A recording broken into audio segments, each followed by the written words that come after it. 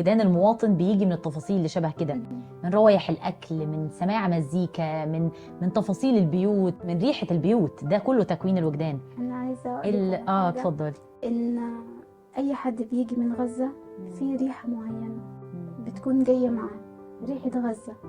فاهماني؟ والله بجد لو لاحظتيها في اي حد جاي، شمي ريحه أواعيه، هدومه شميها، شنطته لما يجي يفتحها شمي الريحه، ريحه غزه جايبها معاه. سبحان الله، ريحه طبيعيه طبيعيه.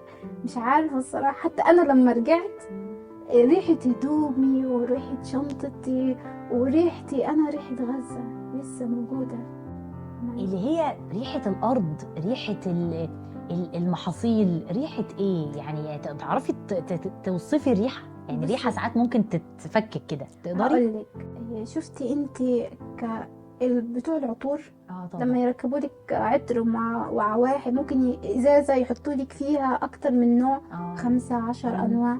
هو بقى ريحه غزه عباره عن ريحه زيتون، ريحه الزعتر، الله، ريحه الدقه. انا بشعر مثلا ريحه الشهداء، اخلطيهم دول مع بعض كده، هي دي ريحه غزه. الله.